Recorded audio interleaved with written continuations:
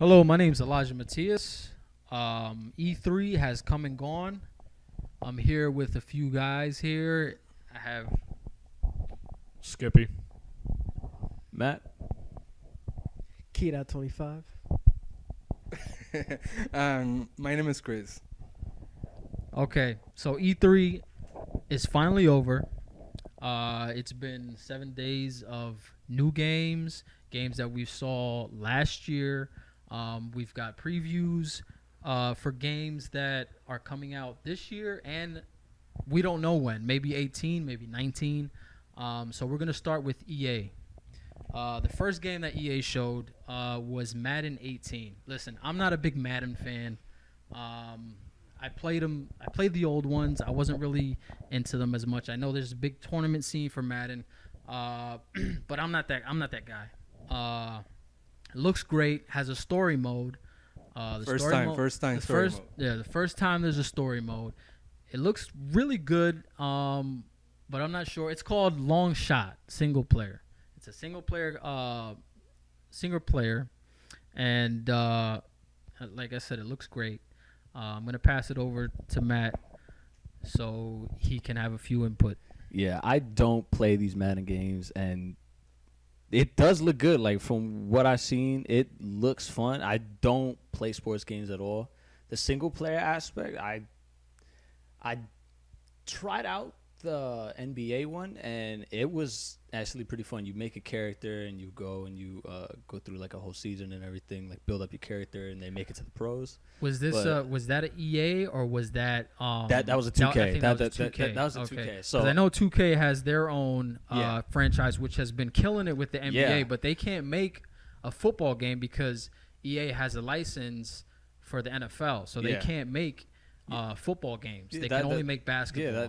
that's why I feel like them implementing that single player thing is cool, because I'm sure people want to do that for football. I'm sure there's some football fans who want to make a character from the ground up and build it. I'm not sure if that's what the single player is going to be. I didn't see exactly how that is going to go, but it does look interesting. It does look interesting. Yes.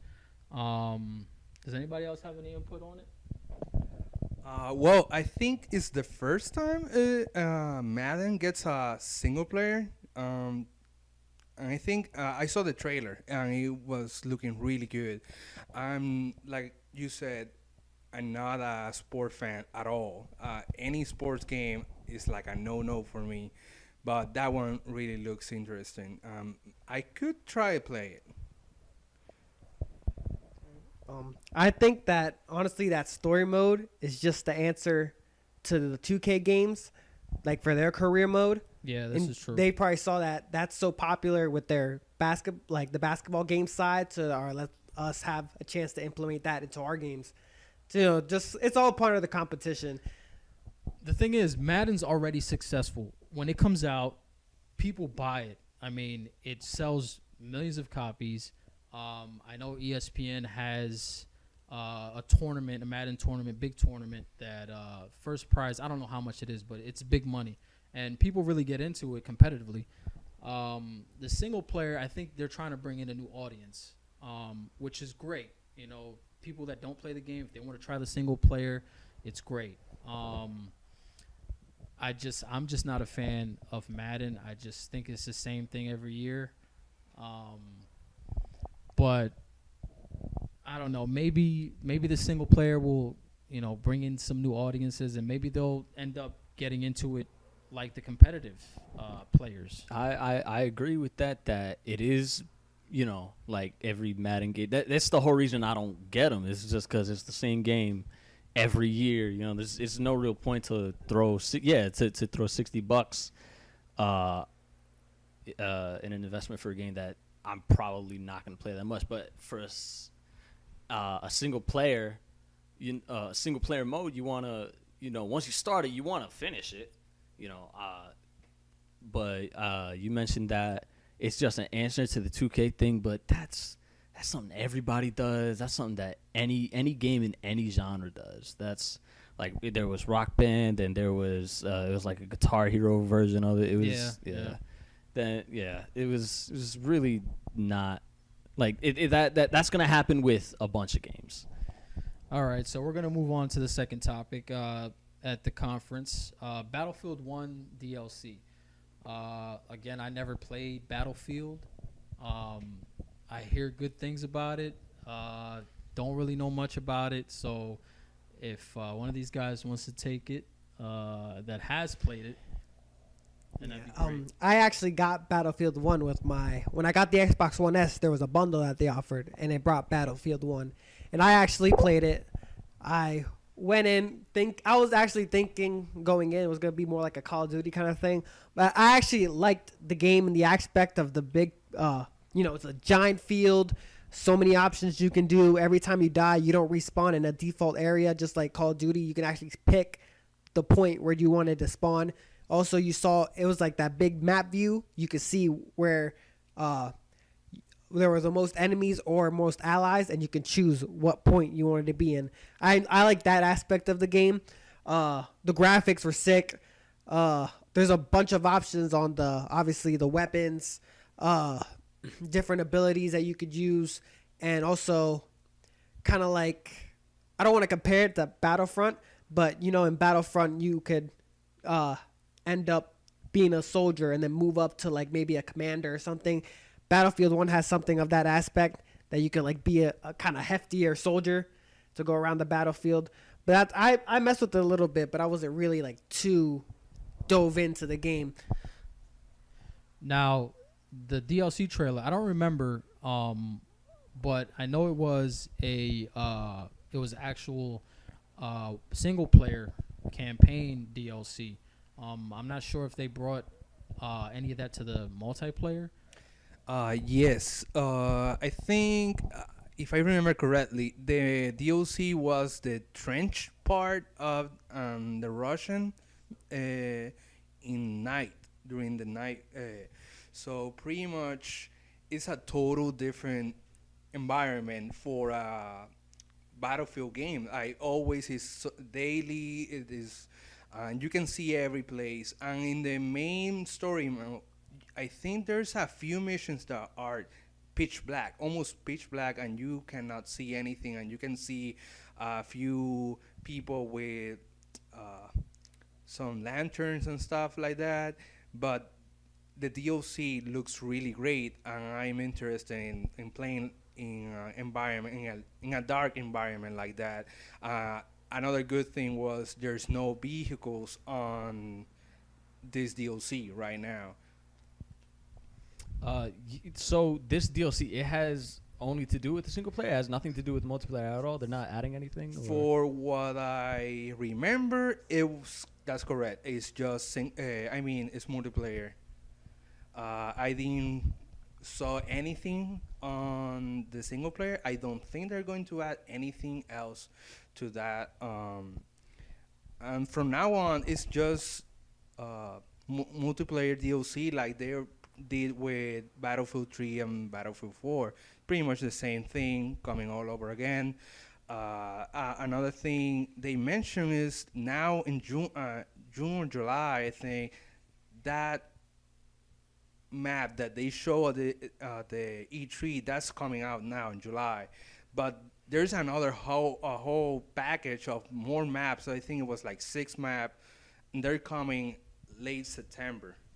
Yeah, I think you guys can correct me, but I don't remember for sure, but I was pretty sure that the one map that they had there at E3 was available in multiplayer, and they were like the people were actually playing it, like the testers, the other people that actually stream and etc. They are actually playing on that map. I wasn't sure, but I'm pretty sure that's what.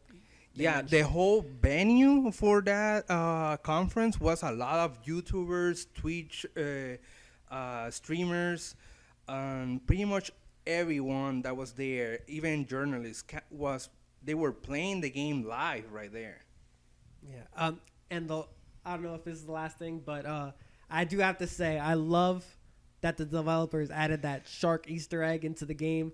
That thing is just crazy. The Megalodon? Yeah, that thing is just... I know the first time I saw that, I was laughing hysterically because it was just the hilarious thing I've ever seen in an actual FPS. So kudos to them. Are you expecting another Easter egg like that in the new maps? I would hope so. Like a giant snowball just comes out, and one of the things that just takes out like 3 of your allies, like one of your enemies. You're gonna be mad, but it's still hilarious.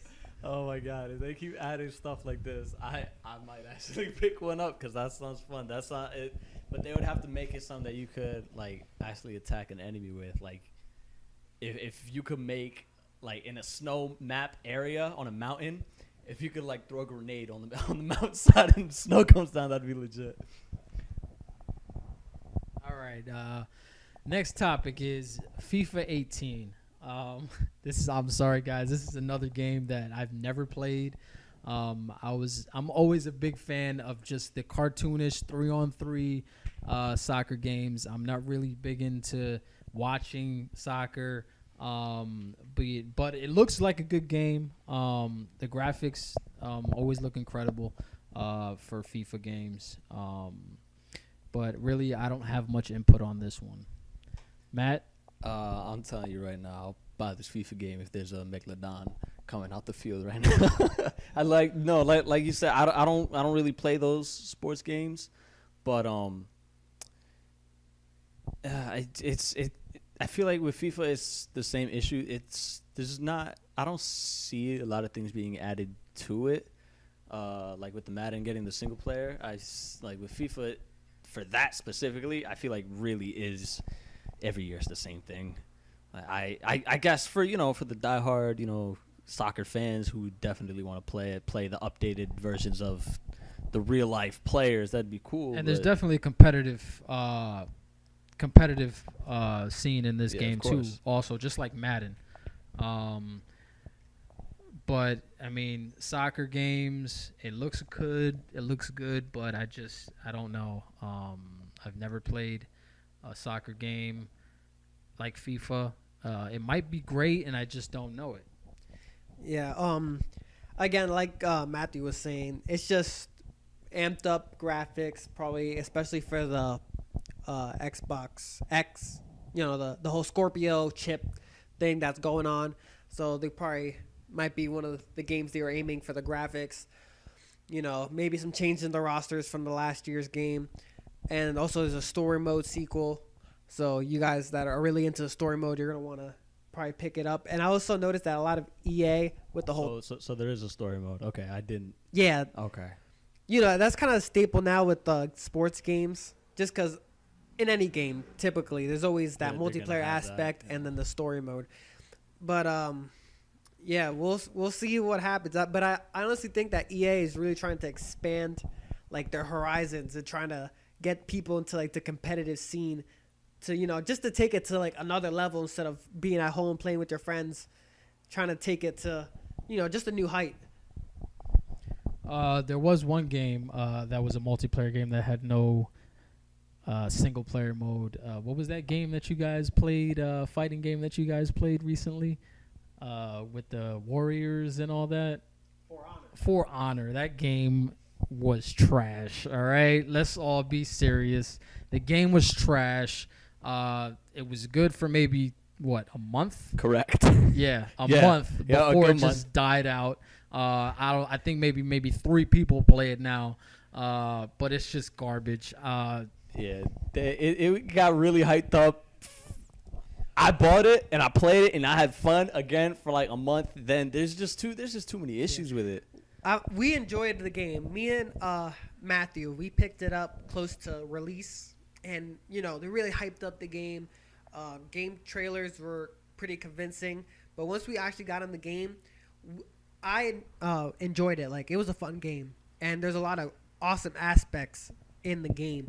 But the thing is, especially, I know they're planning on patching it. They probably already did with these new DLC characters. No, still nobody's going to play it, but whatever. That revenge factor in that game was really broken when the game first came out. Like, it was honestly, no offense, autistic.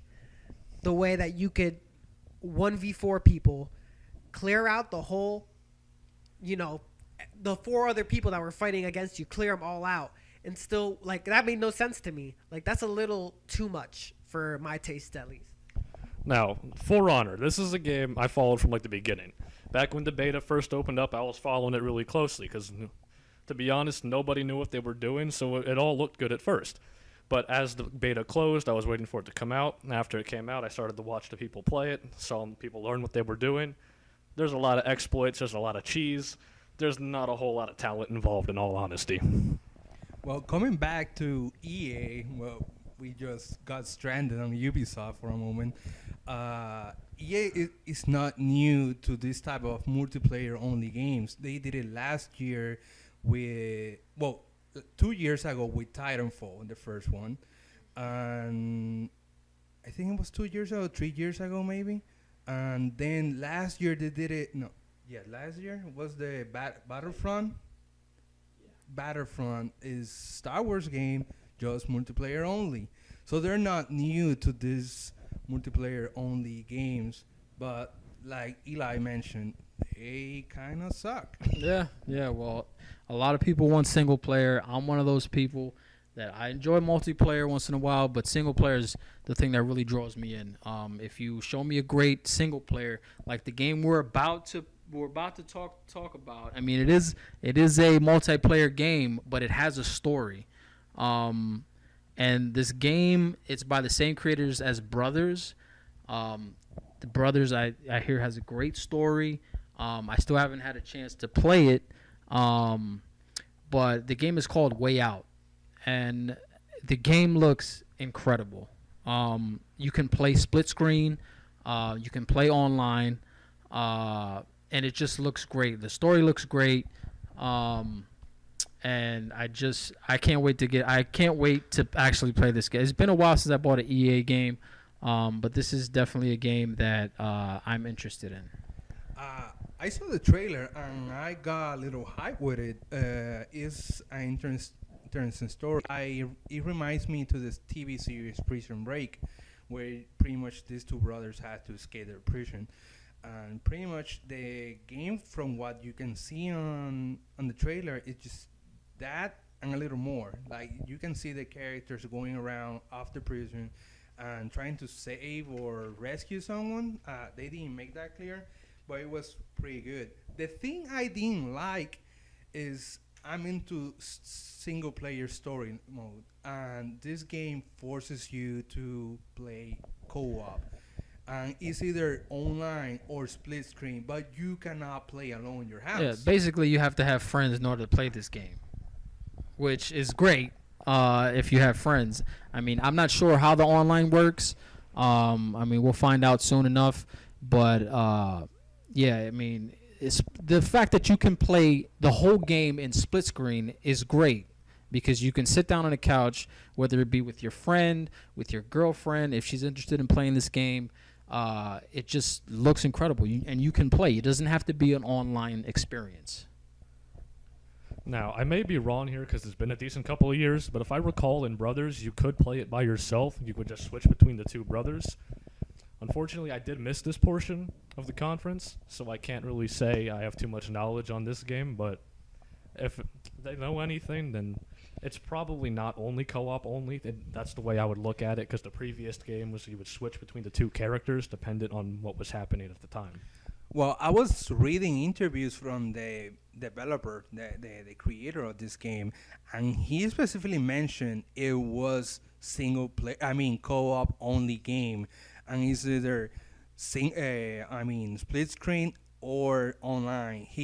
And pretty much people were talking, and if you see interviews or hear any interview with him in the past few days, he repeats that sentence a lot. I feel like, though, when you make a game that is meant to be co-op only, you are really minimizing the amount of people that are going to be playing it, because that makes it that if, like, say I go home and Lewis goes home and we want to play this game, I have to get off at the same time he gets off, because there's no single player. I can't continue it. If he has to, like, go to work that day and he has only, like, 2 hours to play, I can't continue the game. The thing is with this game is, no matter who you're playing with, whether it be online or split screen, you always can see what the other player's doing, which I love, because you can end up meeting in a certain spot in the prison, and basically you're trying to escape. One guy has a plan to escape, and the other guy's trying to get in on it. I think that's the basis of the story. Yeah, something extra they did is even if you're playing online with another person, your screen is still split screen. Like you can see the other character moving on the screen, even if it's in a different area, and you can see what he's doing. But obviously, there's no one with you. But maybe it's online or anything like that. There's no AI, but the fun thing is you can see what he's doing. It's not like, hey, where you are? I cannot find you. Like, I'm going to use this as an example. Eli was playing Elder Scroll with Skippy a few minutes ago, and they were lost. Like, they were pretty much screaming at each other, where you are, and with this split That was my fault. with this split screen thing, you can see where he is every time. And I think that's the good part about it. Now, Skippy, you said you played Brothers. My question to you is, the same creators as Brothers. Are you interested in this game from what you played of Brothers? Is Brothers a good enough story? Was it a good enough game to get you interested in this new game by the same creators? Now, my experience with Brothers was a decent couple of years ago, so I don't remember all of the story details off the top of my head. I don't recall, seeing that I don't recall them very well, it wasn't probably that engaging. Although the gameplay in itself was like a long puzzle game. Okay. I would expect something similar out of this, considering they're devising a way to get out of prison, and that alone has me interested. I'm definitely going to at least like give it a look once it's out and everything, but too early to really tell what kind of game it's really going to be. Okay. All right. So now we're going to get to an EA game that people seem to enjoy a lot, are these Need for Speed games. These Need for Speed games, I haven't played one. I mean, I've played the Cops and Robbers or whatever you want to call it version. Yeah, Hot Pursuit. I enjoyed a lot Underground, but since then I didn't really get into them. I saw the trailer. It looks incredible. Kind of looks like Fast and the Furious, kind of a ripoff of the Fast and the Furious. Again, I'm not a big fan of Fast and the Furious, so I don't really know a lot about that. But it looks incredible. If there's a racing game that I'm going to be interested in, it might be this one. And I'm not sure if it even is a racing game. It just kind of looks like you're running from the cops, or you have different objectives, and you have to get away in a certain amount of time. Well, Need for Speed was on a hiatus. That's a word? Like when they suspended? Yeah. They suspended the game for 2 years. Okay. Pretty much. And now they return. And yeah, like you said, this game looks just like a Fast and the Furious game. And what they mentioned at the press conference was you can use 3 different characters, two guys and 1 girl. And during what you can see in the tech demo they show at the conference, you go to this gas station, pick up the girl, then go just like the first Fast and the Furious movie where you try to get or rob a truck, and instead of PCRs back then, there's a car inside, and you go around everywhere following this truck, and at the end the girl hops in the truck, gets inside, and takes the car outside. Then you switch totally to the girl to the girl character, and she's running. She's escaping. She's going backwards the main road, and then at the end of the demo, she encounters cops, and they pretty much stop the entire demo there. But from what I heard is, yeah, you use 3 characters. It's pretty much the entire Need for Speed. Again, you don't get out of the car. You just drive everywhere, do missions. Pretty much, I think the graphics improve, but that's it. The gameplay just remains pretty much the same. And now with this story mode, it's just following what Fast and the Furious, the formula of Fast and the Furious movies, and they're just trying to gain from that. Yeah, I honestly think that the Need for Speed games kind of picked up where a really old fighting game left on that we haven't heard of in years, which was Midnight Club.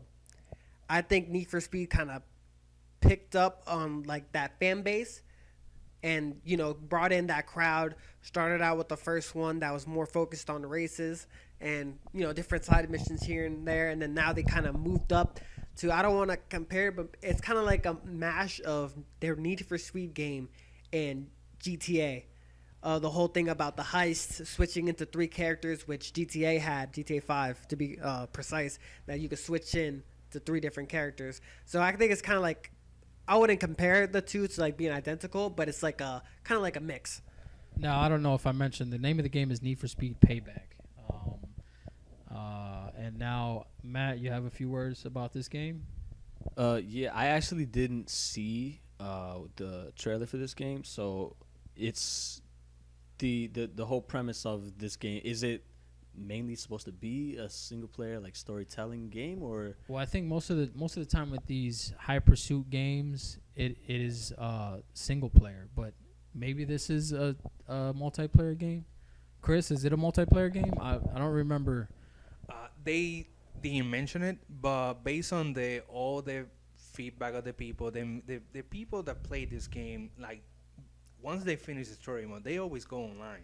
So I'm pretty sure EA won't stop, won't do a single player car game. Pretty much they're going. I'm pretty sure there is a multiplayer on this, even if they didn't show it.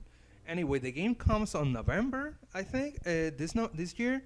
So maybe we'll see something extra, more trailers and stuff on the way there. I hope so, because I'm really interested in getting into a racing game, and with all these serious racing game, whether it be Gran Turismo or Forza Motorsports, I like the games, but they're a little too realistic for me. I need something with Nas or something to get me going really fast. That's what I'm interested in anyway. All right, Lewis, you have anything else on that? No, I'm good. Okay. All right, so we're going to move on to the next topic at EA, which was NBA Live. Okay, this game, it came out with 17. No good. They canceled it.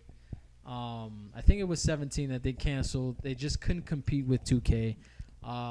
They're trying to implement this new way of doing moves and playing defense, and I just don't think you can compete with the 2K NBA games.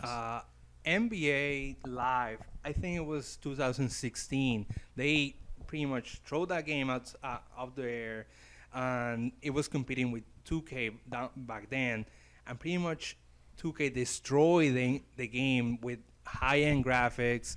And not only that, but they had the Michael Jordan license, which NBA Live doesn't have. Exactly. So they have even not Michael Jordan. They have a lot of other NBA players that didn't show up in the game. The main thing was the graphics. The graphics were really cartoonish when 16 came in comparing to 2K. Then they were trying to do 17, and when they were almost there, about to launch the game, they just decide to cancel, go silent in the entire game. 2K pretty much got the year for themselves on NBA games. And now they're trying to bring the game again with the Frostbite engine. The game looks cool, but pretty much what they just mentioned is just the plain simple NBA games where you just create your character, you do the normal career mode, and that's it. Like, just try to improve from the. Well, I think they mentioned that you can start from the streets and go all your way up to the NBA. And I think that's kind of a story mode, but there's no main character. You just create a random character for yourself and go from there. Yeah. I played some NBA games here and there. I think the last one that I ever played was 2K14. For me, I usually, if I ever pick up those games, I usually just get them just to play with friends. I usually never, even touch the story mode or like the online. I usually just like the aspect of, sitting on your couch and playing with somebody else for those certain games. Honestly, I think that new, dribble engine, or I forget what, that whole guarding aspect of like you're in the game and it slows down and you have to kind of guess which way the ball is going to go and kind of the blocking. I think that's going to be a hit and miss for them. It's either going to make them or break them, just for the certain fact that these games always want to go, like, you want that fast pace, keep them guessing, get to the hoop.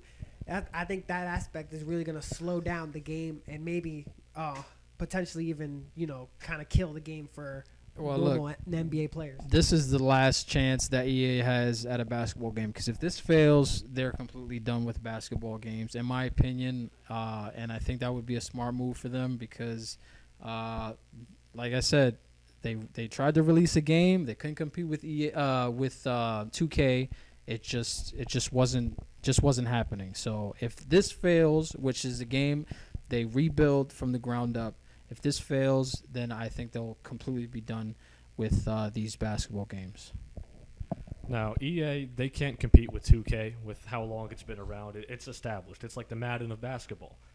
At a point like this, EA, they should go and make Charles Barkley Shut Up and Jam Gaiden available for, say, PS4, Xbox One, Nintendo Switch, maybe mobile. All right. But honestly, I'm not sure. Eli, you can correct me on this, but was Playgrounds EA or was that 2K? No, Playgrounds was I don't remember the developer who made Playgrounds. But it wasn't NBA Jam. But that was another game. That was a game I played. I thought it was great. But like I said, EA is in deep trouble with their basketball games, and right here this is their last opportunity. If they blow it on this one, then I think that's it for the basketball franchise for them. Yeah, I think that was the last actual NBA basketball game that at least I enjoyed playing it with. I was playing with Eli on the couch, and I think I had fun. So we'll see where they go from here. Well, but that's enough for sports game. Like Yeah. EA, we had it with sports game Yeah. already, so we don't care anymore. Let's go to the big thing. It's Battlefront 2. This game, there's a lot of hype about it. Last time they threw up Battlefront was, well, the first one, it was multiplayer only, and they had just a few things to do on even the multiplayer, Yeah, just a few maps. And that was also a game where it was good for some people and a lot of people hated it. So it wasn't one of those games where it's either you love it or you hate it. It wasn't a middle ground on that game. I never played it, but I have a few people here who have played it. There's one here that absolutely hated the game, and there's two people here who absolutely loved it. So Now, with EA's Battlefront, part of the main reason everybody seemed to hate it is because of the severe difference in amount of content between the original Battlefront games and this one. What a lot of people aren't understanding is things cost a lot more to do now. Like, with the amount of time and the amount of money that went into the original games pales in comparison to what we see now with like 4K graphics, all this HD and stuff like that. It's just not feasible. But they have heard all of the complaints and all of the stuff, all like throughout Battlefront 1's like course of existence, so to speak. Yeah. And with Battlefront 2, now they're kind of placating to all of that. Now they have a single-player campaign mode they're putting in. They're putting in all kinds of new maps. And now instead of just the Stormtroopers and the Rebellion, now they're going to span all of sort of three of the eras of the Star Wars saga. another thing that I thought was really great with the new game is that a lot of the DLC is going to be free. You don't have to play all of the DLC. Actually, is going to be free, and I think that's a smart way to go to get fans back interested in this game. Hopefully, this is going to be the right way to go. I got the game and I was following it from the beginning. I played the beta. I thought the beta was cool, and when I played the beta, and I played the multiplayer. The multiplayer was cool. It had a couple maps, and then when the game came out, it only had those maps from the beta. There was no single player, which is a huge issue for me because the original Battlefront games, they had a very fun, very in-depth campaign where you're playing, especially with Battlefront 2, you played a clone, or not played a clone, you played as a member of this clone who was telling the story, a member of this clone squad, and it could have been any member or whatever, because you die and respawn. But there were the missions were really fun. There was always something different with it. There were several capture point missions that you would do, which is the main thing with these with the original Battlefront games. And when this Battlefront came out, it felt just like Battlefield. And I played at the time Battlefield 3, which was a good game. But when I heard that they were making a Battlefront game, I expected that. I didn't expect so little. It felt incomplete. I actually, when I first saw the game, I was actually watching, I don't know if you guys know Stone Mountain 64. I was watching him play the beta. I thought the game was pretty cool. But me and Skippy actually picked the game kind of late, kind of close to the end, you could say, of the game. But I enjoyed the game. Like Skippy said, content was a big issue in that game. I didn't buy the season pass. I didn't really see the point in it just because the game was going to get replaced soon enough. But they had a good idea. Content. Gameplay wasn't as bad as it could have been. Heroes, I think, was a big issue for me. Like, I wanted to play as different Jedis, Sith. Like, just go in and destroy everybody with different people instead of the... Yeah, this new game, which they did, I think it was 30-minute multiplayer, and it just looked insane. It looked like so many people dying at a point, and it looked really good. It looked really good.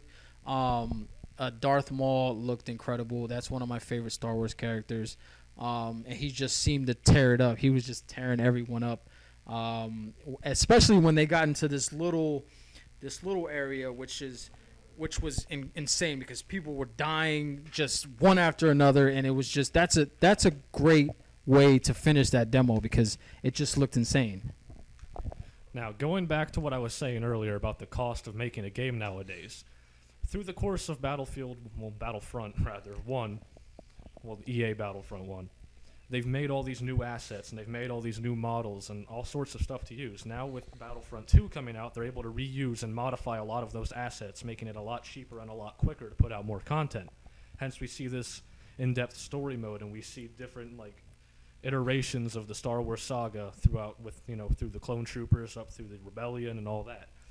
So now that we've gotten the rough patch out of the way, we're able to actually start kind of paving a way with a lot of new content and everything with Battlefront 2. Something I like about the trailer was they were showing just little glimpse of the main story. It looked really good. And another thing is they're just going to do what we call intercool. Is just like a tie-in between episode 6 and episode 7. Okay. So that's people that saw the movie episode 7 were like, hey, what happened between this movie and this one? So pretty much this game will explain that, and it's also canon apparently. It's not like a random game. Apparently this story mode is canon for the main Star Wars universe. Now, I saw the trailer. I thought it looked interesting. I thought it looked great. Skippy, did you see the trailer? Lewis, since you guys were a big fan of the first Battlefront, did you guys watch the trailer for the story mode? Are you guys interested in the story mode? What did you guys think? I honestly think it's a big step for the game. A lot of people were asking for the story mode. So this is just another case of the developers, listening to what their fan base wanted and answering the call. Honestly, I think this is going to be their pretty much shot to redemption. Also, this is probably the last thing I'll say. I really like that they added the phases now. So you'll have your first phase with the big battlefield. just like how the first game was. Then they have their second phase into a more enclosed space, and that's really where all hell's gonna break loose. So I think it's gonna be a decent game compared to the first one. I think they're gonna do good. From a story's perspective, this story takes place from the perspective of a stormtrooper and how they're starting to lose to the rebellion. I think it'll provide kind of an interesting insight into the Star Wars story in general. I'm kind of excited to see where that's going to go. All right, skip one before you go. Do you think Battlefront will have the same issue as the first one when it has like a few maps only? Like, because if you see the 30 minutes demonstration or demo they show there, they just showed that map, and the trailer was just single player. So my worries is there's going to be so small content like the first one, at least on the multiplayer. Now, for content-wise, for the maps and everything, I don't think they would make the same mistake twice, but I wouldn't put it past them because it's EA. But as I was saying earlier, with all the assets that they were able to reuse and repurpose, And that's EA's fault for his response, his answer for that. I mean, come on, go ahead. so all these assets they're able to repurpose and reuse, they'll likely be able to put out more than 4 maps like last time. But with the Star Wars universe, there's only 3 or 4 significant planets. So even if they do, like, say, multiple maps on Hoth or Endor or Tatooine, it's all going to feel the same to you. There's only a few significant places in the Star Wars universe. Another thing they mentioned was it's just, well, there's going to be maps or at least heroes from all 3 trilogies. So Okay. at least we're going to have something, at least more heroes to play with. All right, now Matt, you weren't a big fan of the first one. You played it. You were probably one of those guys who was really hyped. Like you said, you were really hyped on the first one. You played it. You didn't like it. Is this a game that's going to bring you back and get you back interested in the franchise? Yes, especially like you said, watching the trailer, it was very exciting, especially the whole thing with Darth Maul. But they the fact that they are bringing a single player into it is a big plus for me, and that'll definitely get me interested in it. But because I didn't like the first one, and because, like Skippy said, this is EA, I am not going to buy the game on release. I'm going to wait for, I don't know if one of you guys get it, maybe Skip or maybe Lewis will get it. But for me, the first one was a miss, and with the second one, I'm just going to play it safe and wait till it comes out, see what people think about it, see, gameplay, just get other people's input on it. Now, one thing that I can pretty much guarantee is going to happen, the same problem that happened with Battlefront 1 is going to happen again with this one. Oh, there's not as much content as Battlefront 2 back in like 2005. It's pretty much impossible. Because what I said earlier with reusing assets, they were able to do like tenfold back then because it was so much cheaper and quicker. Yeah. So Matt, I'm going to crush your dreams early. It's not going to be anywhere near as close as Battlefront 2. At this point, I don't even expect that. Because the first one was a miss for me, I don't expect that. That's the whole reason I'm playing it safe with this one. Yeah, honestly, again, like Skip was saying, I wouldn't be surprised in Battlefront 2, maybe not at the beginning, but part of the DLC pack or something, they reuse the maps from Battlefront 1. Maybe just change the graphics, add a couple droids here and there. I wouldn't be surprised. Like I said, it's EA. It'll probably be way cheaper for them just to reamp a stage than make new ones. All right, so we're going to wrap up EA's press conference.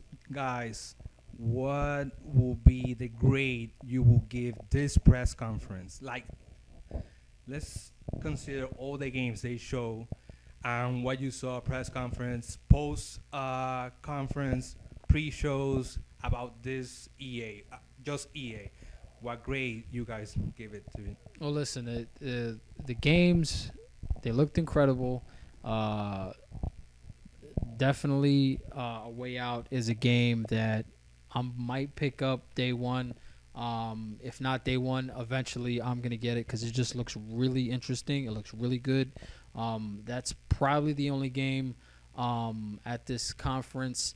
They did show a little bit of Anthem, but we didn't really get much on that until Xbox showed it. But this is a game, definitely A Way Out that's the only game I'm interested right now. So I'd probably give it a C. I don't want to honestly. I don't want to sound like an ass, but I think the main crowd that people were there for, the whole kind of want to say the purpose was for Battlefront. Because I watched the whole thing, the whole EA conference, and a lot of people were really hyped for all these NBA, Madden, all these sports games. But then once they said Battlefront, and that's the whole reason they waited till the end, because people knew that if you do Battlefront at the beginning, I wouldn't be surprised if more than half of the crowd would have left. You know, I don't think a lot, like, they have their fan base of sports games and stuff, but I think the main crowd that was there was for Battlefront. So I think overall, with Battlefront and, again, Way Out looks really good. I'd probably give it maybe a 6 or 7. Yeah, my grade would be a 6 or 7. I think maybe a C, mid B, maybe. I don't know. For me, I didn't get to see all of the trailers for all of the games and everything, but with everything that I did see, I think I would agree with Elijah on this one, and I would also give this one a C. You know, A Way Out does look interesting. Battlefront 2, I have to stay safe on, but there just wasn't enough for me to really to really think it was, you know, that good of a presentation. So for me, I also give it a C. Now, take everything I say with a grain of salt. I hate EA. It's like the plague. It just gets worse every year. Now, remember earlier I mentioned I missed a portion of the conference? I kind of figured from the get-go Battlefront's not going to be until the end, so I honestly just kind of left the room until I figured it would probably be kind of close to the end. So I saw pretty much nothing. I only cared about Star Wars. So everything I ever say about EA is going to be taken with a great assault. I'm going to give them like a G. Up until the end, and they get like a B+. That was a good one. Well, from all the games they announced, it was a total of like 7, maybe 8 at most games in the conference. Most of them were sports. Myself, I'm not a sport fan. The good games they mentioned was Battlefront and Battlefield DLC. Like, the DLC is just that, a DLC. And you pretty much you had to spend like $20 extra just to get that single expansion, or maybe the $60 to get the whole thing whenever they decide to release it. Battlefront is all the DLC will be free, but I couldn't go to that first game. Like, I have it, but after the demo, I bought the game and I couldn't. It was like a mess for real. Yeah, I couldn't get into it either. I try. And Need for Speed, I was a fan back then when the PS2 games came, Underground games. Underground was great. But each time they release a new Need for Speed was getting bad. And that Way Out, just the co-op only thing is just killing me. I hope it's really great, but I pretty much play alone in my house. If I cannot play online, or it's difficult, or has bad servers, so I won't manage to play. So I give this EA press conference like a E, like, or F, whatever. It's the worst for me right now. All right, well, we're gonna move on to the Xbox press conference, which the big announcement was the Scorpio. People didn't know what it was going to be called. They ended up calling it the Xbox One X. Price point, people were not a big fan of. Some people thought it was going to be more. So they were surprised when they announced the $499 price tag. It's out in November 7th, I believe. November 7th. They're going full on 4K, 60 frames per second. This thing is a monster. All right. I'm not a big PC gamer. I'm big on consoles. This is a console that I most likely gonna pick up. Just waiting for pre-orders to go on sale. Like I said, this thing is a beast, and I hope that it runs the games in native 4K, like they say, and all the games run on 60 frames per second. I was actually disappointed with, disappointed in the fact that the whole hype of the Scorpio and not saying what it was. I honestly thought it was going to be a console on its own called the Scorpio. That's what I thought it was going to be. And then once the conference came out and they said it was just, pretty much a graphics chip to upgrade the Xbox One that they already have, I was disappointed. Because I right now, I have the Xbox One S. And I think they said I don't know if I could be mistaken, that they said there was 4K for that console too. Yeah. For the Xbox One S. And yeah, okay, they'll amp up the graphics. I think that the Scorpio and the Xbox One X is just the answer for the PS4 Pro. Well, listen. I don't know. Listen, 6 teraflops. I'm not sure what that means. I know it's a beast of a console. Skippy is good with PCs. Chris is a PC gamer too. So is Matt. They know how to explain how beast of a console this is, and I'm gonna let them put their input on how good this console is. Now, the main thing that kind of caught my eye was when they started going over the specs of the Xbox One X. It's $500 for a similar price. You could build a PC if with similar, if not even better quality. My PC at home has got more processing power, and it costs $100 less than that. So that's already kind of a red flag with me in and of itself. And another thing that really caught my attention is when they said they're putting liquid cooling in this thing. Now, say you're a real hardcore gamer, you love Xbox, you're on this thing all the time. It needs to get replaced. You can't just leave it in there for fucking how long. Yeah. And what you mentioned with the 6 teraflops, that was the equivalent of 1.11 gigahertz of processing power. My PC, which cost $100, if not more less than that, has 0.5 more gigahertz than the processing power of that. And the graphics chip, which I believe was the equivalent of a 980 or something like that. Yes. It's honest. Shouldn't cost that much. This is just Xbox throwing their brand on it and trying to overhype things with numbers that most people don't know. For me, I feel like it's a step in the right direction. The pricing for me is definitely ridiculous because my computer is well under $100 than what they're asking right now, and it can run these games with the same resolution, same thing, more processing power. For me, I feel like the only reason to get it is if you want to play the exclusives for it with that 4K resolution, but I don't think that that's a good reason.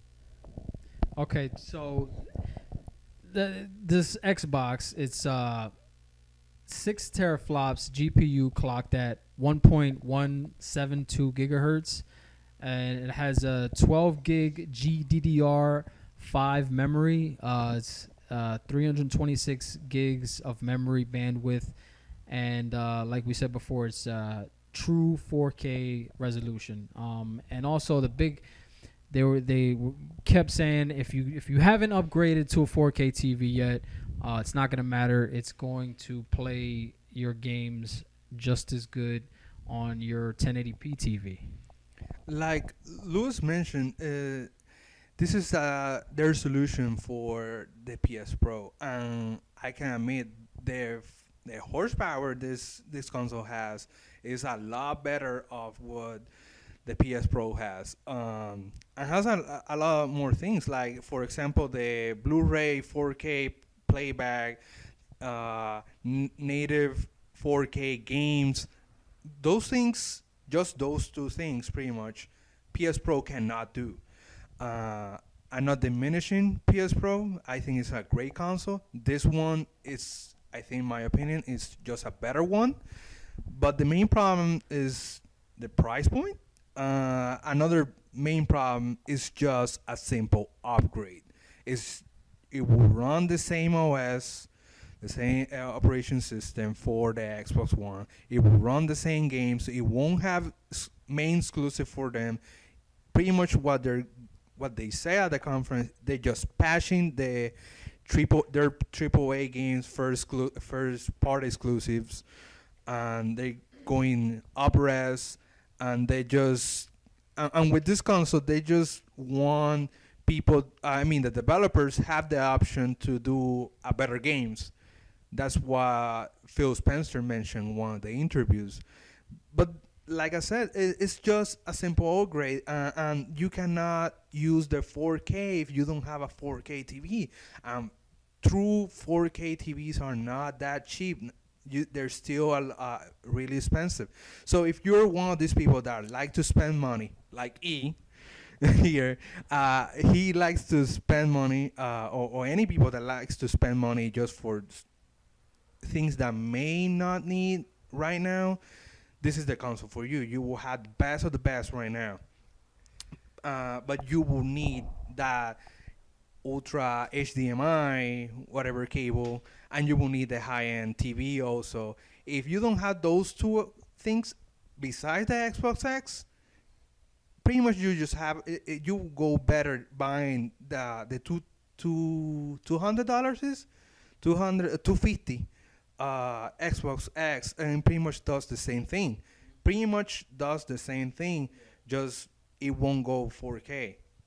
Another thing is this console is the smallest Xbox they've ever made. How they fit all that power into that small box is insane. That was a big thing. It's even smaller than the S. So I mean, that's incredible.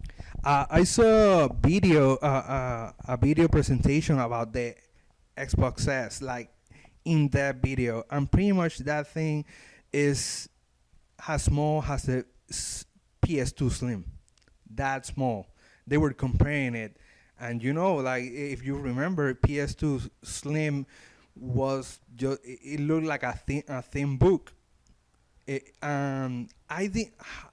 didn't show it. I don't know where the disc tray is, because in the front area I didn't see it. Like there's no this slot on the front faceplate, so I could assume it's from the top, just like the PS2. I just want to say, now that they announced the Xbox One X, I think the only way I would have ever even thought about getting it is if I would have not got my S, which I think they're kind of. I honestly, I just want to compare it to Apple. They're kind of going through the same kind of thing with technology, that they'll take out the iPhone 6, then the iPhone 6s, then the iPhone 6 limited edition, and then they'll come out with the 7. I think consoles are going into this groove of maybe even doing the same thing, just trying to get more money, kind of, you know what I mean. And then also about the exclusives, I think they're honestly, if they do come out with exclusives for the X, they're going to do the same thing when the Xbox One first came out. They were doing games for the Xbox One, but they were coming out for the 360, and also 360 games were being made into Xbox One versions. Destiny, for example.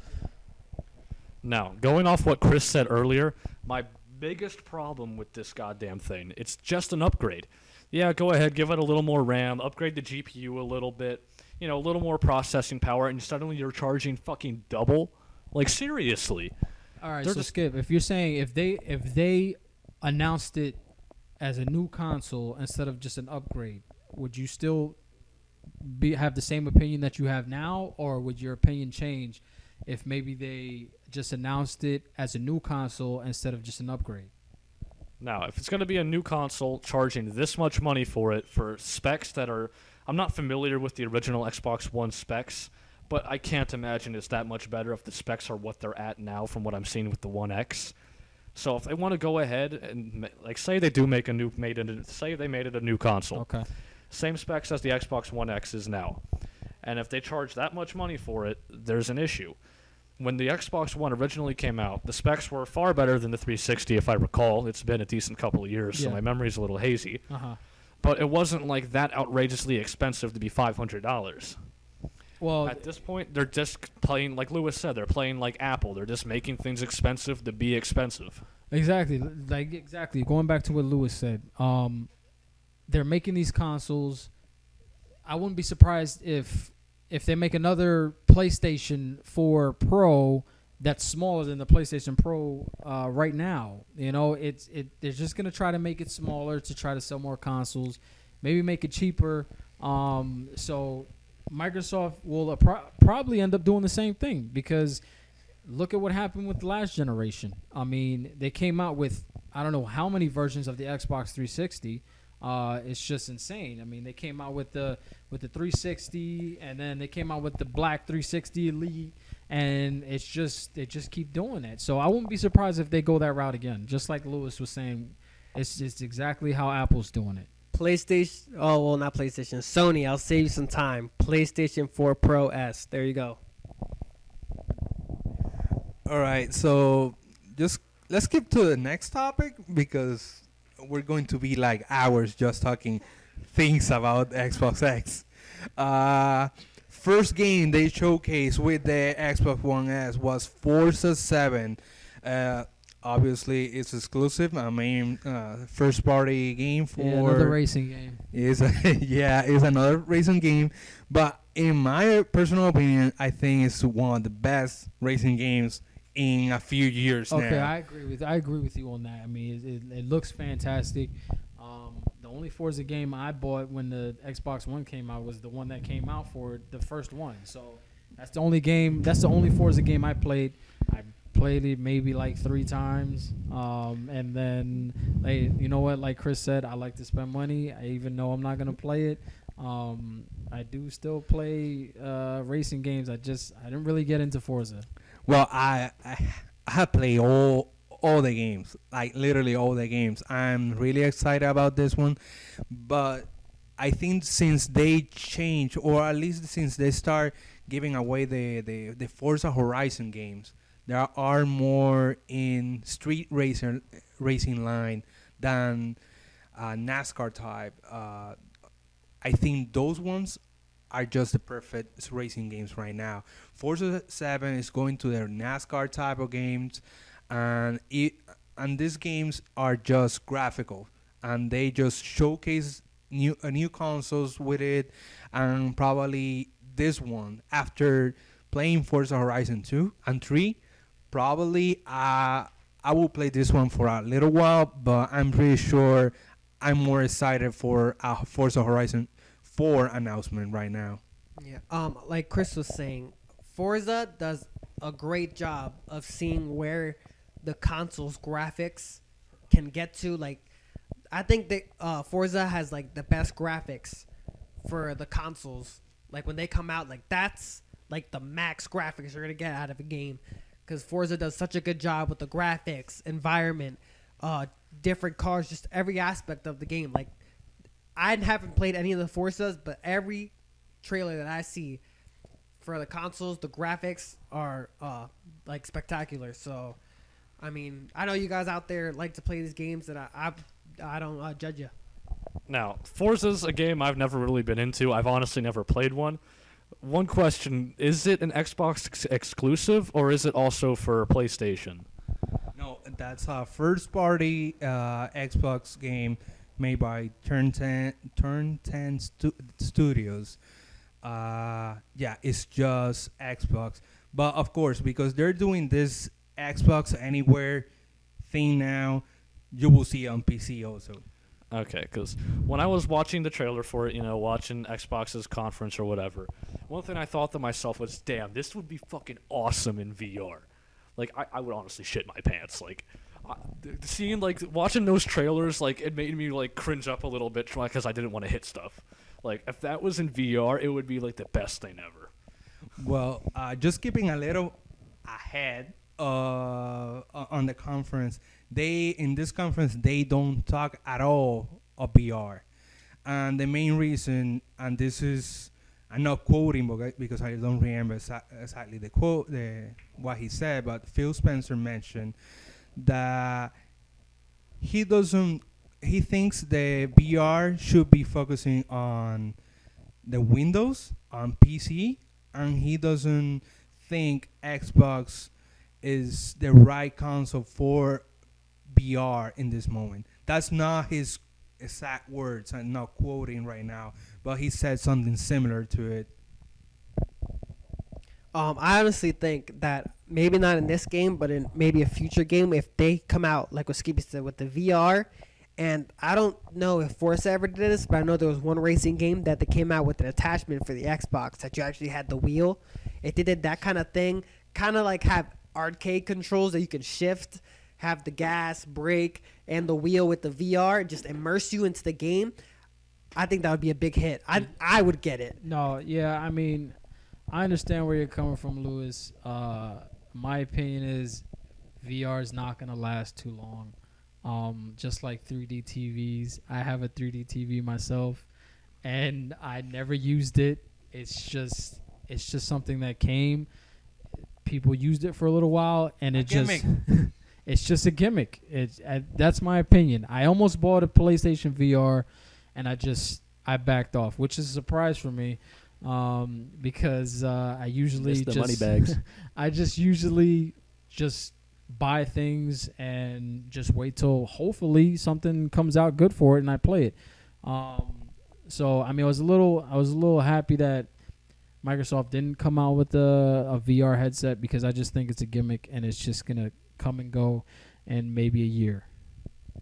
Now, as Chris was saying with the Xbox Anywhere thing, if at any point Forza ends up on PC, I'd end up trying to get VR just for that, because it would be awesome. Like you said, VR is a gimmick.